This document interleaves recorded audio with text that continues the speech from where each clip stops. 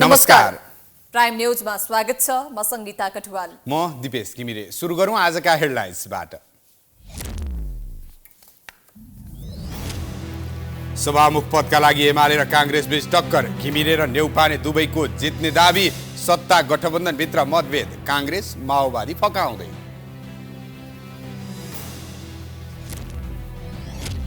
राष्ट्रपतिलाई लिएर कांग्रेस र एमाले बीच चुहारी। प्रचण्डले देउवालाई साथ दिने भएपछि ओली आक्रोशित। राजनीतिक कोर्स बदलिन सक्ने संकेत।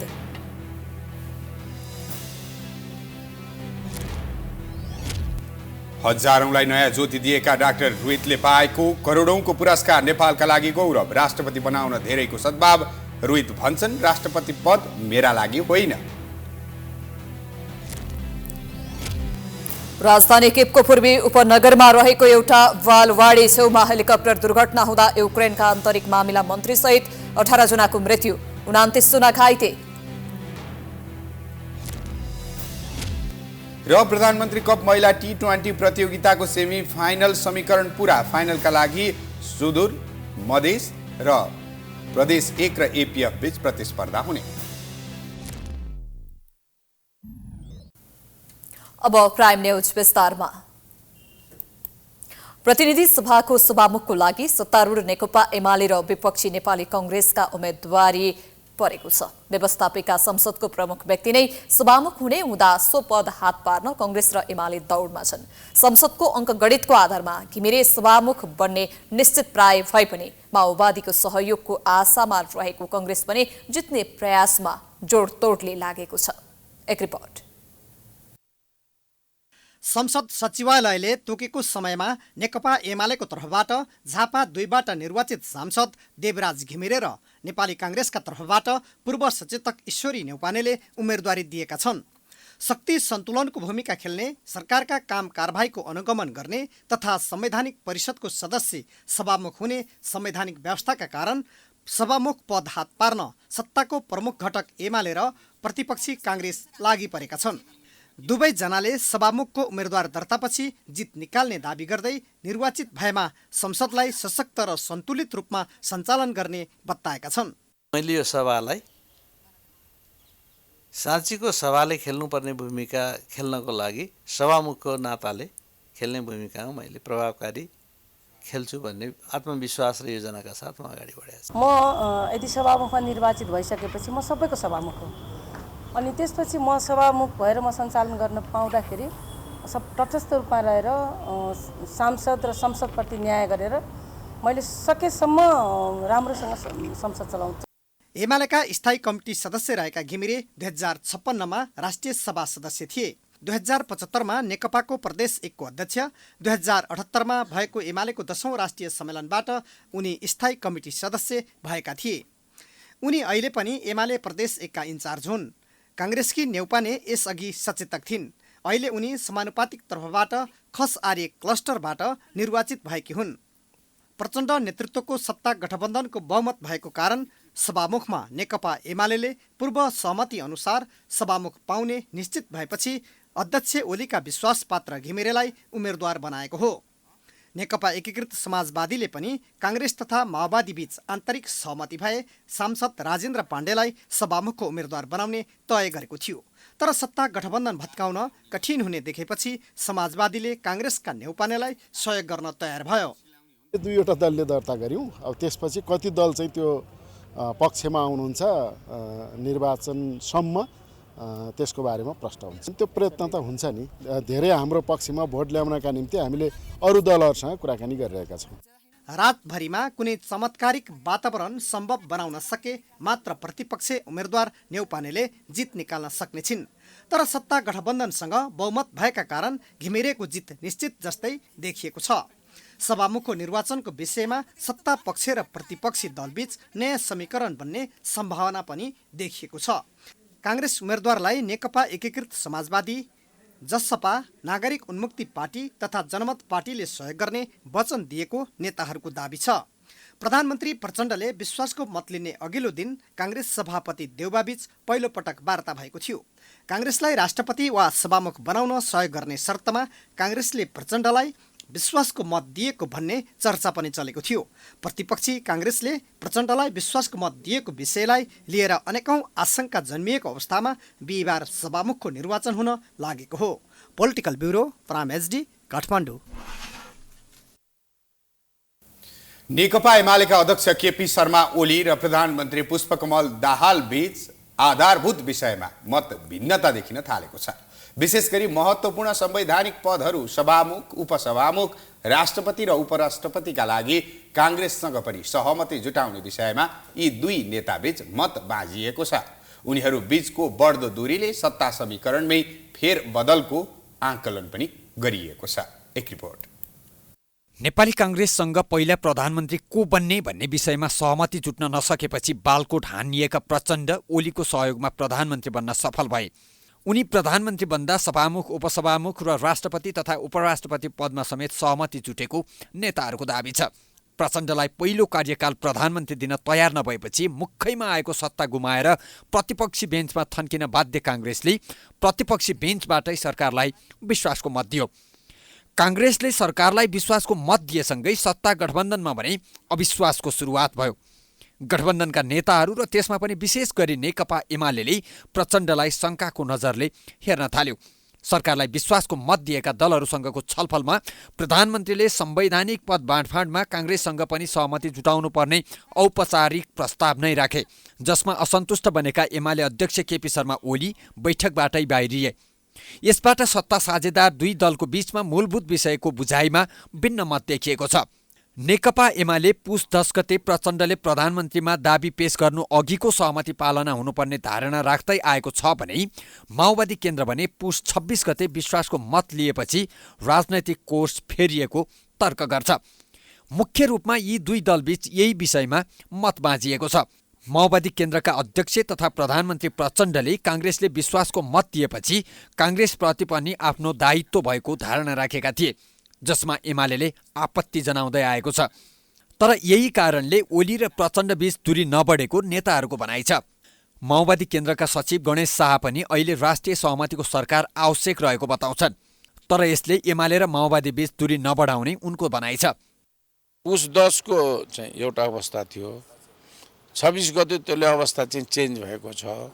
त्यसैले परिवर्तित अवस्था, परिवर्तित परिवेशमा पुनः चाहिँ सबै राजनीतिक पार्टीले एकचोटि संवाद गर्न जरुरी छ र संवादको मार्फतबाट चाहिँ समाधान निकाल्नुपर्छ।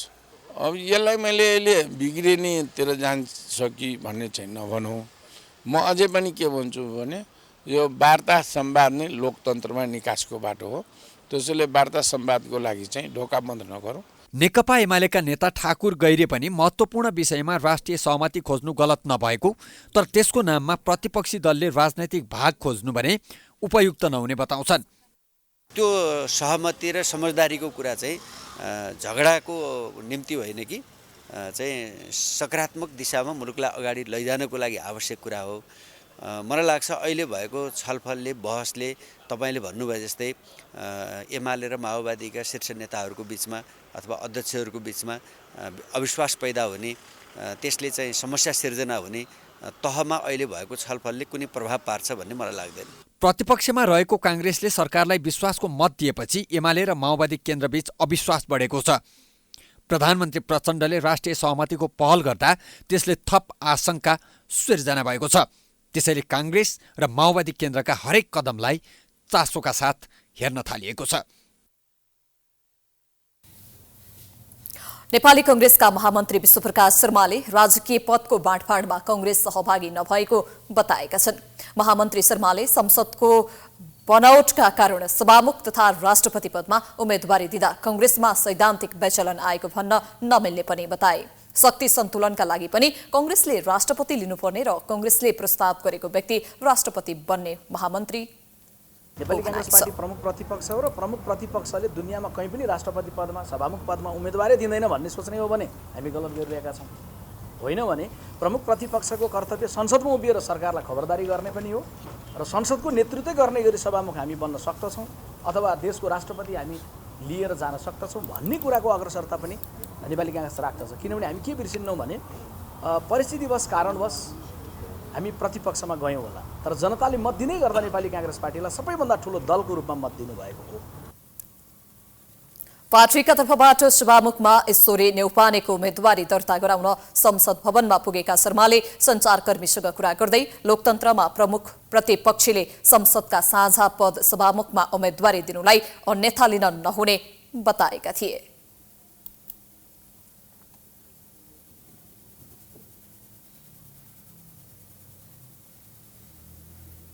भनिन्छ राजनीति देश बनाउने अवसरसँगै सम्भावनाको खेल हो, तर नेपाली राजनीति देश र जनताको चाहना भावना सम्बोधन गर्ने गराउने अभिभावकीय नेतृत्व छान्ने भन्दा बढी स्वार्थको गठजोड बन्ने गरेको छ।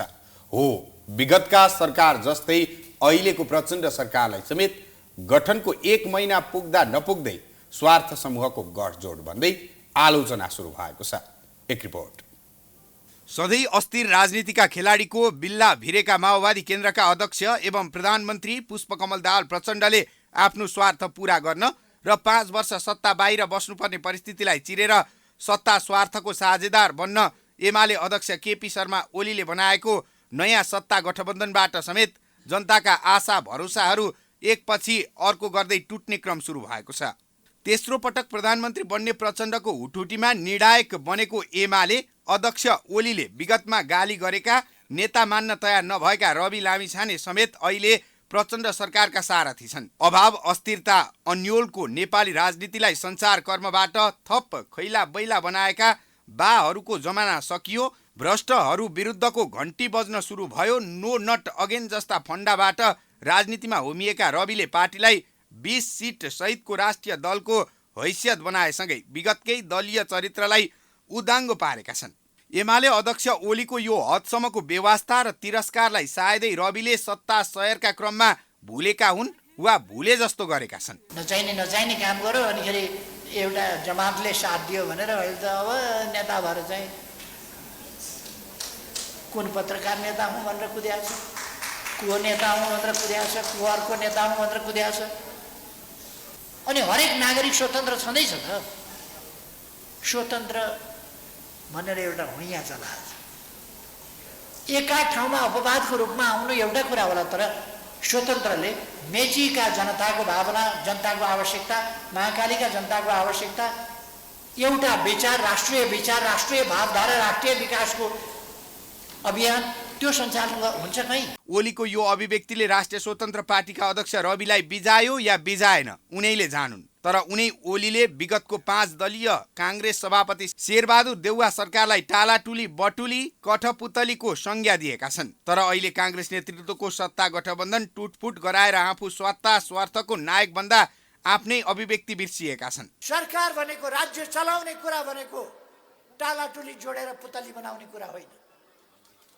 यो अहिलेका जस्ता कठपुतली, यी पुतली जुन सरकार छ यो कठपुतली, टालाटुली बटुली कति राम्री कठपुतली, यो कठपुतली हो। यस्ताबाट सरकार चल्दैन, देश बन्दैन। एमाले अध्यक्ष ओली मात्र होइन, स्वार्थ र अवसरका लागि जे पनि गर्न पछि नपर्ने व्यवहार प्रधानमन्त्री प्रचण्ड स्वयंले देखाउँदै आएका छन्। एमालेसँगको एकता तोड्न भूमिका खेलेको दम्बसहित खुसियाली साट्ने प्रचण्डले काङ्ग्रेसलाई समेत ठेगान लगाउने भन्दै खुलेआम चुनौती दिँदै आएका थिए। परिणामले आखिर यस्तै स्वार्थ उदाङ्गो गरिदिएको छ। हामीले फेरि एमालेलाई ठेगान लाए जस्तै फेरि काङ्ग्रेसलाई लगाउने दिन नआओस् भन्ने चाहन्छ।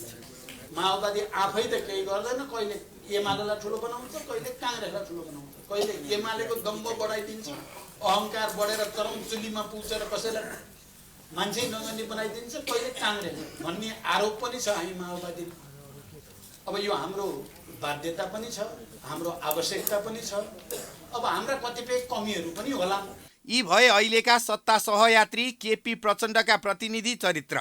नेपाली काङ्ग्रेसका सभापति शेरबहादुर देउवा र काङ्ग्रेस नेताहरूको बोली व्यवहार समेत देश र जनताको आशा अपेक्षा भन्दा फरक स्वार्थ केन्द्रित छ। सत्ताका लागि फरक गठबन्धन बनिसक्दा समेत काङ्ग्रेस प्रचण्ड सरकारलाई समर्थन गरेर ओली प्रचण्ड बीच फाटो ल्याएर सत्ता सहयात्राको साझेदार बन्ने भित्री रणनीति बनाएर चलखेलमा सक्रिय बनेको छ। बिना आवश्यकता प्रचण्ड सरकारले सत्ता टिकाउनकै लागि 4 जना उपप्रधानमन्त्री बनाएर राज्य कोषमा मासिक 50,000 को व्यवहार थप्ने काम गरेका छन्। विगतमा अहिलेका दल र नेताहरूलाई गाली गलौजमै धेरै शब्द खर्चिएका, भ्रष्टाचार र स्वार्थभन्दा माथि उठेर देश र जनताको सेवक बन्छौँ भन्ने रवि लामिछानेहरू समेत पहिलो संसदीय राजनीतिकै अभ्यासमै सत्ता स्वार्थको चङ्गुलमा फँसेका छन्। आफू विरुद्धको नागरिकता कसुरको मुद्दामा अनुसन्धान गरिरहेको गृह मन्त्रालय र प्रहरी प्रशासनलाई प्रभावित पार्ने गरी राष्ट्रिय स्वतन्त्र पार्टीका सभापति रवि लामिछाने उपप्रधान एवं गृहमन्त्री बनेका छन्।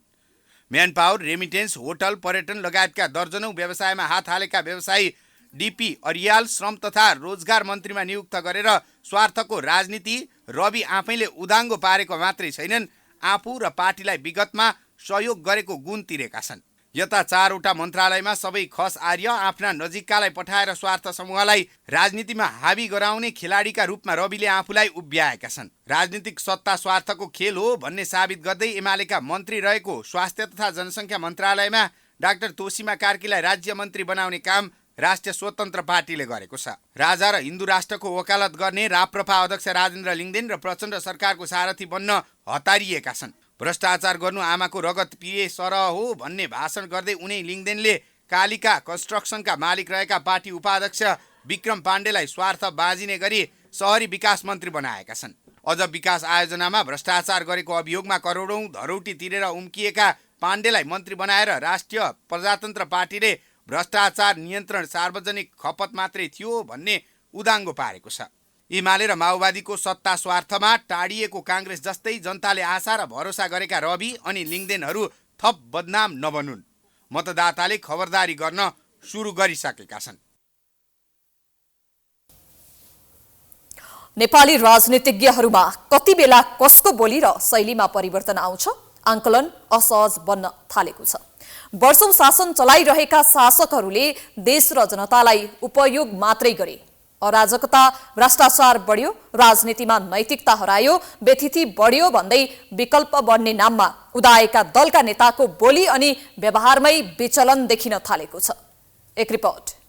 कुनै समय टेलिभिजन कार्यक्रम मार्फत शासन चलाइरहेका शासक र नेपाली नागरिकमाथि प्रश्न र गालीको वर्षा गर्ने पात्र हुन् रवि लामिछाने। 10 वर्ष अमेरिका बसेर नेपाल फर्किएका लामिछाने टेलिभिजन कार्यक्रम मार्फत वैदेशिक रोजगारीका क्रममा समस्यामा परेका नेपालीको उद्धारका साथै राजनीतिक विकृति र भ्रष्टाचार विरुद्धको आवाजबाट चर्चामा आएका थिए।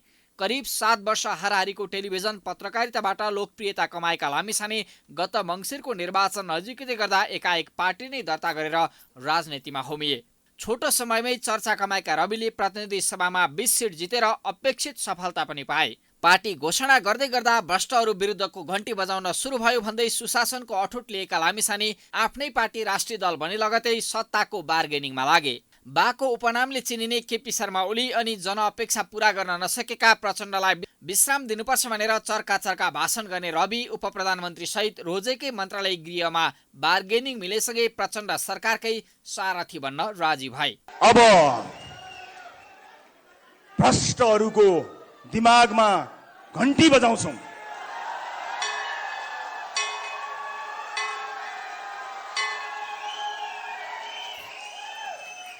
यो सुशासनको घण्टी हो, भ्रष्टहरूका लागि एउटा जनाउ घण्टी हो। डिजिटल डेमोक्रेसीको कुरा गरेका उनले सरकारमा पुग्न साथ कार्यक्षेत्र बाहिर पुगेर राजधानी विभागको अनुगमन गरे। ठूलो संख्यामा प्रहरी अधिकृतको एकै पटक सरुवा गरेर शक्ति देखाउने चाल चाले। नेपाली नागरिकताको अवैध प्रयोगको विषयमा सर्वोच्चमा विचाराधीन मुद्दा र अख्तियार अनि प्रहरीको अनुसन्धान जारी रहेकै समयमा स्वार्थ बाजिने गरी गृहमन्त्री बनेका लामिछानेले अनुसन्धानमा कुनै हस्तक्षेप नहुने भन्दै विरोधका आवाज मत्थर पार्ने नाटकीय भाषण गरे। यति बेला विभागीय नेतृत्वको अनुसन्धानमा प्रहरी संगठनले काम गर्न नसक्ने र नसकेको पूर्व प्रहरी अधिकारीहरूले बताइरहेका छन्। स्वार्थ बाजिने मन्त्रालय लिने र दिने काम प्रचण्ड सरकारको सुशासन विरुद्धको पहिलो कदम थियो भन्दै अहिले पनि आलोचना भइरहेको छ। शक्तिका लागि रविले विगतका आफ्नै प्रतिबद्धता लत्याउँदै अर्को बोल समेत गरे। पार्टीको भागमा परेको श्रम, रोजगार तथा सामाजिक सुरक्षा मन्त्रालयको जिम्मा मेन पावर व्यवसायमा समेत अघोषित रूपमा जोडिएका युवा व्यवसायी डोर प्रसाद अर्यालको जिम्मा लगाए।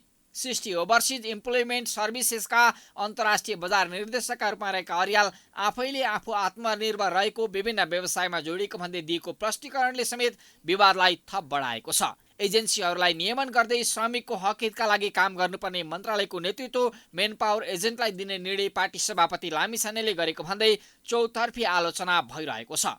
यस्तै लामिछानेले स्वार्थगत भागबण्डाकै लागि तोसीमा कार्कीलाई एमालेको भागमा परेको स्वास्थ्य मन्त्रालयको राज्यमन्त्री बनाए, जबकि विगतमा जुन दलका मन्त्री छन् त्यही दलका राज्यमन्त्री राख्ने प्रचलन तोडिएको छ। रवि मात्रै होइन, लिङ्गदेन समेत आफ्नो बोलीमा अडिग रहन सकेनन्। काङ्ग्रेसको 14औं महाधिवेशनमा गाउँमा नेता आए चोर भन्छन् भन्दै नेतालाई गाली गरेर सहानुभूति बटुलेर जनमत आफ्नो पक्षमा पारेका लिङ्गदेनले संसदमा शपथ लिँदै गर्दा भ्रष्टाचार गर्नु आमाको रगत चुस्नु सरह भएको प्रतिबद्धता व्यक्त गरे।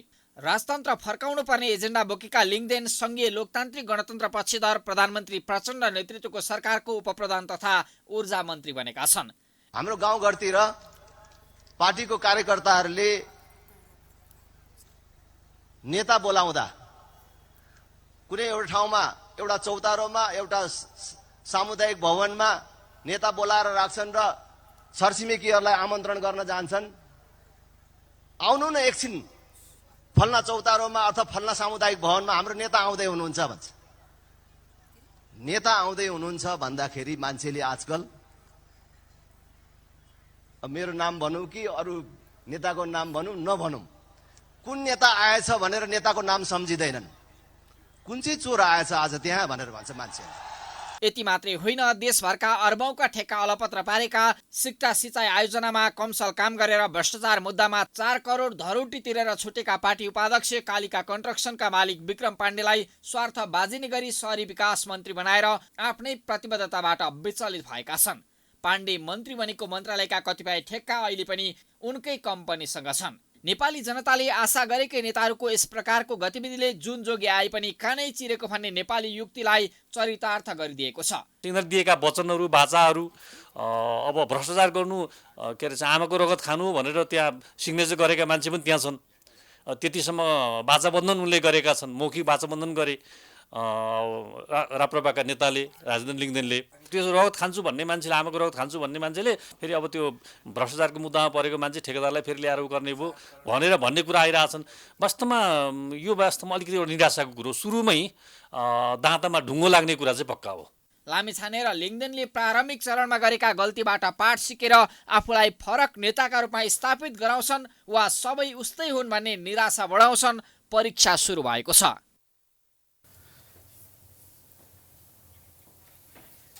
सरकारले विदेशी प्रतिनिधिलाई मन्त्रीहरूले भेट्दा परराष्ट्र मन्त्रालयका कर्मचारी अनिवार्य राख्नुपर्ने निर्णय गरेको छ। सिंहदरबारमा बुधबार बसेको मन्त्री परिषद बैठकले विदेशी राष्ट्रका प्रतिनिधिहरूलाई सरकारका मन्त्रीले भेट्दा परराष्ट्र मन्त्रालयका प्रतिनिधि अनिवार्य राख्नुपर्ने निर्णय गरेको हो। बैठकले उखुको मूल्य प्रति क्विन्टल 540 रुपियाँ तोक्दै ढुवानी भाडा प्रति क्विन्टल 70 रुपियाँ सरकारले बिहोर्ने पनि निर्णय गरेको छ। त्यस्तै बैठकले विभूषण वितरण गर्ने सम्बन्धमा मापदण्ड तयार गर्न अध्ययन समिति गठन गर्ने निर्णय गरेको छ। विश्वविद्यालय अनुदान आयोगको अध्यक्षमा प्राध्यापक डाक्टर देवराज अधिकारीलाई नियुक्त गर्ने निर्णय भएको उपप्रधानमन्त्री एवं अर्थमन्त्री विष्णु पौडेलले जानकारी दिए।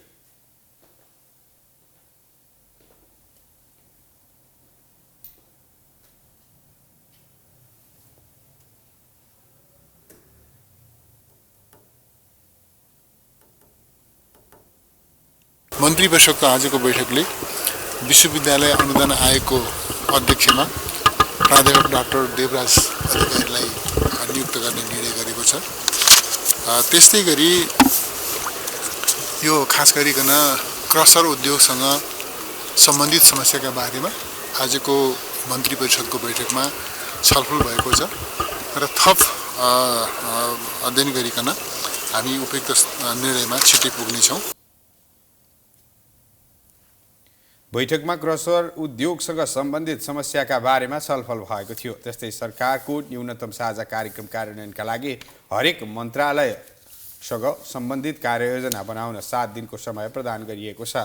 बैठकले सरकारको प्रवक्तामा सञ्चार मन्त्री रेखा शर्मालाई जिम्मेवारी दिने निर्णय समेत गरेको छ।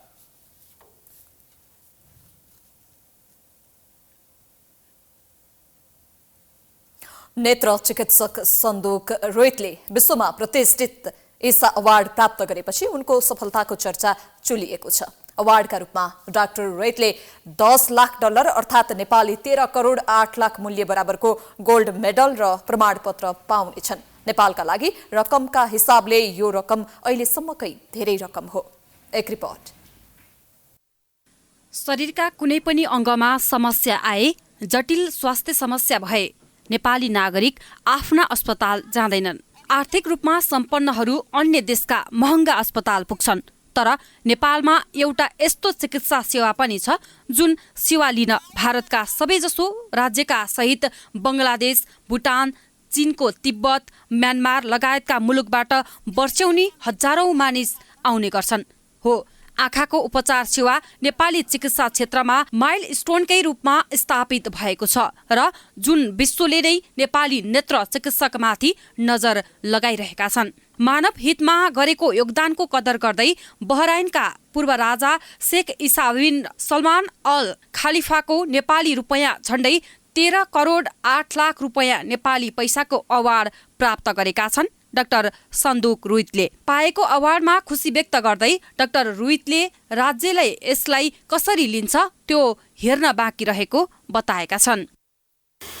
राज्यले पनि यो बुझ्नुपर्ने कुरा हो कि यसले नेपालको आत्मसम्मानलाई कति माथि लगाएको छ, नेपालको चिनारीलाई कसरी लगाएको छ र म हेरिरहेको छु राज्यले मलाई कसरी रेस्पोन्स गर्छ भनेर है। अनि यो चाहिँ इन्ट्रेस्टिङ कुरा in the next few weeks and this is a challenge हो कि एउटा थियो। अर्को कुरा मलाई के लाग्छ भने नेपालमा अझ पनि हामीले पहुँच नपुगेका ठाउँमा सर्भिस दिने थुप्रो ठाउँमा छ र हामी निरन्तर प्रयास गरिरहेछौँ त्यसमा। डाक्टर रोहितलाई केही कलाकारले राष्ट्रपति बन्न योग्य व्यक्ति भएको भन्ने सम्मका धारणा राखेका थिए, तर रोहितले आफूले स्वास्थ्य क्षेत्रमा गर्नुपर्ने काम धेरै रहेको बताउँदै राष्ट्रपति पद आफ्ना लागि नभएको जवाफ दिएका छन्। राष्ट्रपतिको क्रेडेन्सियल क्रेडिबिलिटी असाध्यै इम्पोर्टेन्ट छ। रबर स्ट्याम्प भए पनि इन्डियाको राष्ट्रपतिलाई हेर्नुहोस् कस्तो स्ट्याटस छ र हामी सबै मिलेर राष्ट्रपतिको स्ट्याटस त्यो क्रेडेन्सियल पनि हामीले मेन्टेन गर्नुपर्छ। त्यसमा धेरै कमी छ कि एक नम्बर त्यो चाहिँ म मान्छु र त्यसको जरुरत पनि छ है। 2 नम्बर है यो मेरो लागि होइन है। 1 2 3 म आफ्नो लिमिटेसन आफ्नो स्थान मैले राम्रोसँग बुझेको छु। यसै गरेर यही कारणले नै म यति अगाडि आएको। मैले दायाँ बायाँ मैले सक्ने जति गर्ने हो, सक्नुभन्दा अरू काम म गर्नु जान्दिनँ, गर्दिनँ पनि। डाक्टर रोहितले प्राप्त गरेको इसा अवार्ड मानव कल्याणको क्षेत्रमा सक्रिय व्यक्ति वा संस्थालाई हरेक 2 वर्षमा प्रदान गरिँदै आएको छ।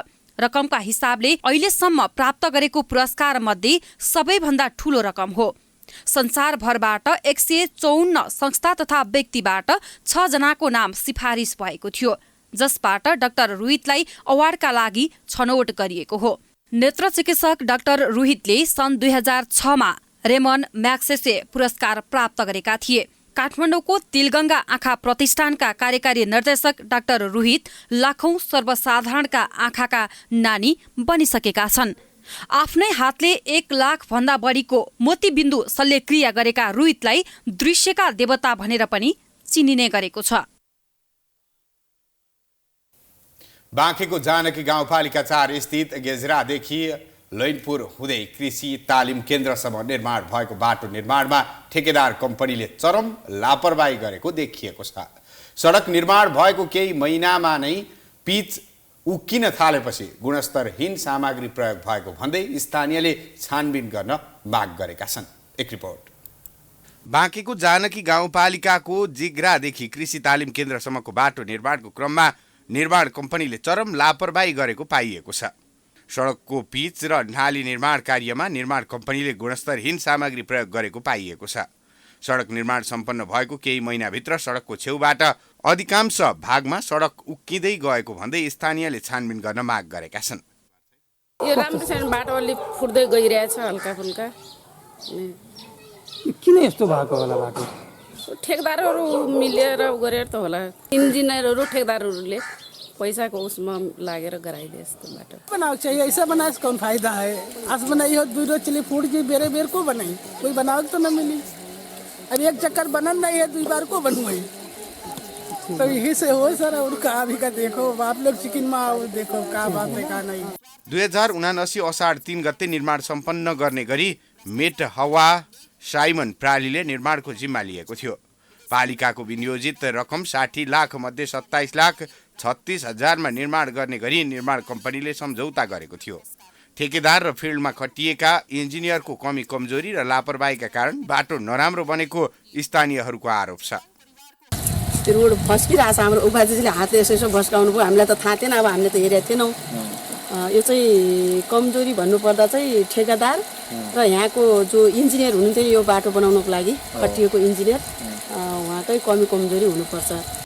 यता स्थानीय तहले भने निर्माण कार्यमा प्रयोग भएका सामग्री गुणस्तरीय भएको दावी गरेको छ। लागत अनुमानमा इस्टिमेट अनुसारको सामग्री प्रयोग भएको गाउँपालिकाका इन्जिनियरले जनाएका छन्। तर निर्माण सम्पन्न भएको केही समयमा ठाउँमा घाँस उम्रेको, पिच फुटेको र बाटो धसिएको इन्जिनियरले स्वीकार गरेका छन्। एकाध ठाउँमा जहाँ अब बिजुलीको खम्बाहरू थियो, बिजुलीको खम्बाको छेउमा तारहरू थियो, त्यो चाहिँ अब पिच हालिसकेपछि रोलिङ गर्न नमिलेर त्यो एकाध ठाउँमा अलिकति कतैबाट घाँस उम्रेको जस्तो देखिएको छ। र एउटा ठाउँमा चाहिँ अगाडितिर अलिकति चाहिँ त्यो बेस हाम्रो च्यापेर अलिकति त्यो हाम्रो कालोपत्रै अलिकति दबेको छ। त्यो पनि हाम्रो निर्माण व्यवसायले सबै गर्न भनिसकेका छौँ। जस्तै स्थानीय जनप्रतिनिधिले बाटो निर्माणको बारेमा अनुगमन गरी आवश्यक छलफल गरी अगाडि बढ्ने जनाएका छन्। सड़क एकदम भस फूटा था, यही देखा और तो कुछ नहीं देखा है। यहाँ ठेकेदार के कमी है। हम इंजीनियर तो ना हो, ओवरसियर तो ना हो, के बारे में तो हमका नहीं मालूम है। खाली बस इतना मालूम है कि बना है, पक्का चलित है, एकदम सड़क फुटकने चाहिए, बस उतना ही मालूम है। अब कोई मटेरियल पैसा तो तमाम लिहिन है, आखिर हमारे जनता को पैसा हुआ। सडक निर्माणको क्रममा निर्माण कम्पनीले चरम लापरवाही गरेको भन्दै छानबिन गरी कारबाही गर्न स्थानीयले माग गरेका छन्। प्राइम टेलिभिजनका लागि बाँकेबाट रविन्द्र घिमिरेको रिपोर्ट। चिसो मौसममा लमजुमको बेसी शहरमा रहेका चेपाङ समुदायका परिवारले कष्टकर रात बिताउने गरेका छन्। जनता आवास कार्यक्रम मार्फत सरकारले घर निर्माण गरे पनि झ्याल ढोका निर्माण नगरेका कारण चिसोमा चेपाङ परिवारको बेचल्ली भएको छ। स्थानीय सरकारले विपन्न परिवारलाई चिसोबाट बच्न कुनै व्यवस्था नगरेका कारण भुइँमा बसेर चेपाङहरूले जाडोको सामना गर्दै आएका छन्। एक रिपोर्ट। लमजुङको बेसी शहर नगरपालिका 11 स्थित बरबोट फाँटमा रहेका चेपाङ समुदायले चिसो मौसममा कष्टकर रात बिताउँदै आएका छन्। बरबोटमा 50 घर पुराना र बसाइसरी आएका नयाँ गरी जम्मा 72 चेपाङ परिवार बसोबास गर्दै आएका छन्। विगतका वर्षहरूमा खरको छाप्रोमा बस्दै आएका चेपाङ परिवारको अहिले प्राय सबैको नयाँ घर छ। जनता आवास कार्यक्रम अन्तर्गत 2077 सालमा 2 कोठाको नयाँ घर बनाइएको छ। जम्मा 3,32,000 रुपैयाँको घर निर्माण भए पनि रकम अभावका कारण घरमा झ्याल ढोका राखिएको छैन। न्यानोको लागि आगो नै ताप्नुपर्ने उनीहरूको बाध्यता छ। बनाइएका घरमा कुनै कोठाको कुनामा वस्तुभाउ राख्ने गरिएको छ भने कुनैमा सरसामान रहने गरेको छ। त्यहीको कुनै एउटा खाली ठाउँमा गुन्द्री ओछ्याएर कतिपय सुत्ने गरेका छन्। घर त बनाइयो तर न त झ्याल ढोका राखियो न त सुत्नको लागि खाट नै छ। चिसोमा कष्टकर रात बिताउनु परेको उनीहरूको गुनासो छ।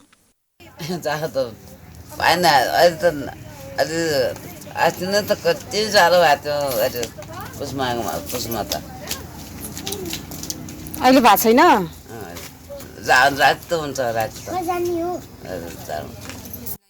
विगतका वर्षहरूमा विभिन्न सङ्घ संस्थाहरूले केही राहत दिएर सहयोग गर्ने गरे पनि पछिल्लो समय कसैबाट पनि नपाएको उनीहरूको गुनासो छ। मजदुरी र मेलापात गरेर जीवन निर्वाह गर्दै आएका चेपाङहरूको आम्दानीको स्रोत नहुँदा खान बस्न समेत समस्या भएको छ। सरकारले लोपोन्मुख जात जातिको सूचीमा राखेको चेपाङ समुदायको पछिल्लो समयमा भने केही परिवर्तनको सुरुवात भएको चेपाङ समुदायकै शिक्षिकाको भनाइ छ। पहिला कुनै सङ्घ संस्थाले हेर्ने, अब कसैले बच्चालाई झोला दिनुहुन्थ्यो, कसैले के अरे एकचोटि कपडाहरू बाँड्न आउनुभएको थियो पहिला त। अहिले चाहिँ यो वर्ष चाहिँ कतैबाट केही पनि छैन। पछिल्लो समय सबैका घरहरूमा शौचालय निर्माण, बत्ती, पानी जडान गरिएको र प्राय सबैका बालबालिकाहरू विद्यालय जाने गरेका छन्। त्यस्तै अधिकांश चेपाङहरूले आत्मनिर्भरका लागि वस्तुभाउ समेत पाल्ने गरेका छन्। त्यही बाख्रा, गाई, त्यही कुखुरा, यही नै त हो। समस्या अब त खानेकुरा अब त राजा आएर त्यो रात नआउँदाखेरिमा अब आफूलाई त्यही भुटुन मसला आउँथ्यो कि अनि त्यो चिनी, मसला, तेल। तर चेपाङ समुदायले सहज जीवन निर्वाहका लागि आम्दानीको स्रोत आवश्यक रहेको भन्दै रोजगारमूलक कार्यक्रमसँग जोड्न माग गरेका छन्। सानातिना राहतका कार्यक्रम भन्दा सिपमूलक कार्यक्रम तथा रोजगारीको अवसर दिन सरकारसँग उनीहरूले माग गरेका छन्। प्राइम टेलिभिजनका लागि लमजुङबाट सृजना बरालको रिपोर्ट। अब बिजनेस न्यूज।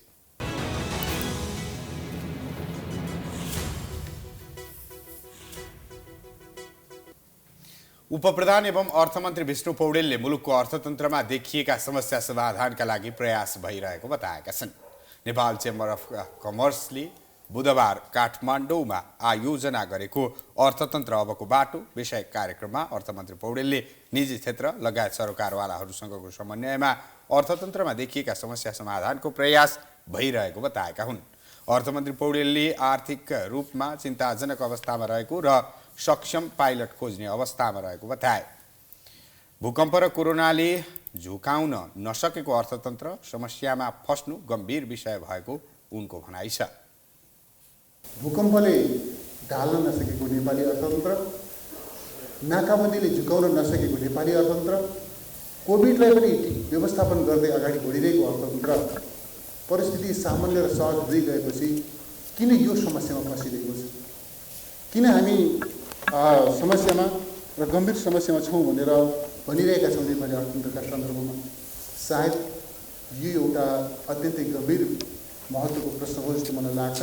यो प्रश्नको सही जवाब नखोजिकन हामी हाम्रो देशको अर्थतन्त्रलाई ठिक बाटोमा अगाडि बढाउन सक्छौँ जस्तो मलाई लाग्दैन। समस्याका विरुद्धमा निर्णायक प्रहार गर्दै समाधानका साथ उपायको खोजी गर्नुपर्छ भन्ने मान्यतामा छु। त्यस कारणले म अहिले डायग्नोसिसको फेजमा छु भन्ने कुरा म यहाँलाई राख्न चाहन्छु।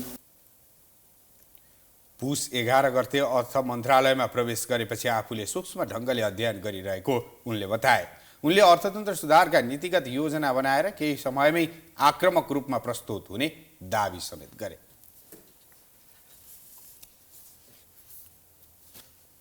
अब स्पोर्ट्स न्यूज।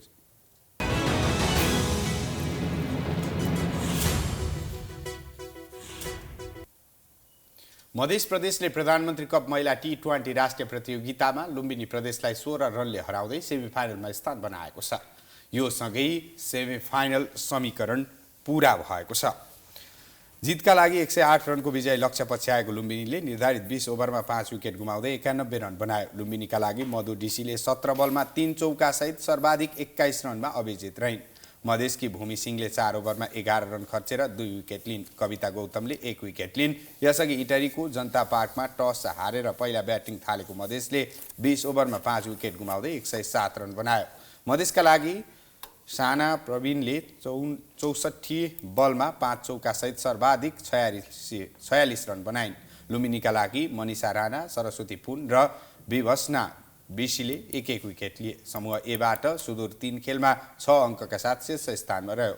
एपीएफ 3 खेलमा 2मा जित र 1मा हारसहित दोस्रो स्थानमा रह्यो। समूह बीमा मधेस 3 खेलमा 6 अङ्कका साथ शीर्ष स्थानमा रह्यो। मधेस 3 खेलमा 2मा जित र 1मा हारसहित दोस्रो स्थानमा रह्यो। पहिलो सेमिफाइनल खेलमा सुदूर र मधेस बीच प्रतिस्पर्धा हुनेछ। दोस्रो सेमिफाइनल खेल प्रदेश नम्बर 1 र एपीएफ बीच प्रतिस्पर्धा हुनेछ। सेमिफाइनल शुक्रबार र फाइनल शनिबार हुनेछ।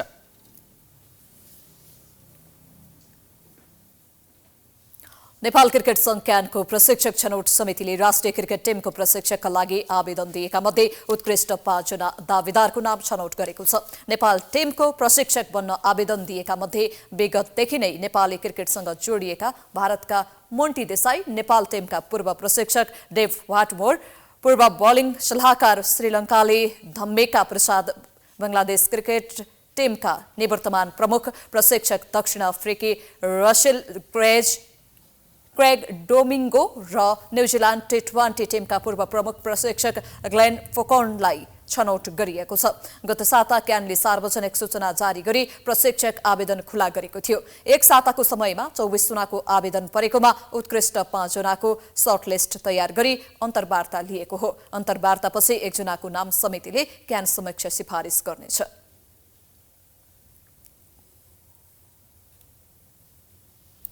राष्ट्रिय फुटबल टोलीबाट खेलिसकेका रञ्जन बिष्ट र नीतिश थापा बुधबार अस्ट्रेलियाका लागि उडेका छन्। राष्ट्रिय टोलीका फरवार्ड अञ्जन बिष्टका दाई रञ्जन नेपालले सन् 2016मा मलेसियाले एपिएफ सोलिडारिटी कप जित्दा टोलीको सदस्य थिए। नीतिश 3 वर्षअघि स्वदेशमा आयोजना भएको 13औं दक्षिण एसियाली खेलकुद सागको फुटबलमा नेपालले स्वर्ण पदक जित्दा टोलीमा थिए।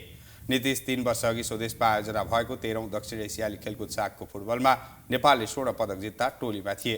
त्यस्तै नेपाली राष्ट्रिय फुटबल टोलीका लागि पछिल्लो समय लगातार सुरुवाती रोजाइमा खेलिरहेका दिनेश राजवंशी, गौतम श्रेष्ठ र तेज तामाङ पनि अस्ट्रेलिया पुगिसकेका छन्। देशमा फुटबल गतिविधिको अनिश्चितता र अखिल नेपाल फुटबल सङ्घ एन्फामा दिन प्रतिदिन उठ्ने विवादका कारण खेलाडीहरू देश छाड्न बाध्य छन्।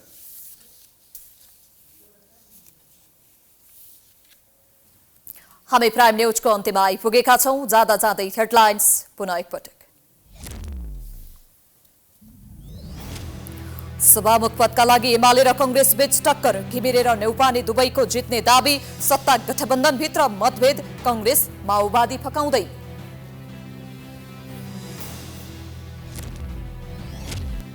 राष्ट्रपतिलाई लिएर कांग्रेस र एमाले बीच जुहारी। प्रचण्डले देउवालाई साथ दिन पाएपछि ओली आक्रोशित। राजनीतिक कोर्स बदलिन सक्ने संकेत। हजारौंलाई नयाँ ज्योति दिएका डाक्टर रोहितले पाएको करोडौंको पुरस्कार नेपालका लागि गौरव। राष्ट्रपति बनाउन धेरैको सद्भाव। रोहित भन्छन् राष्ट्रपति पद मेरो लागि होइन।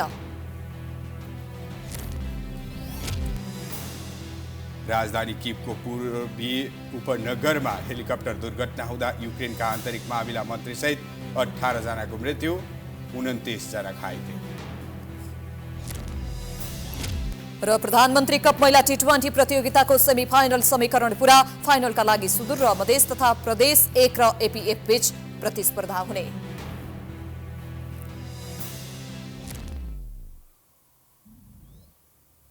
प्राइम न्यूज अहिलेलाई सकियो। यसपछिको प्रस्तुति जनता जान्न चाहन्छन् ऋषि धमलाको साथमा। हेर्दै गर्नुहोला प्राइम टेलिभिजन। नमस्कार।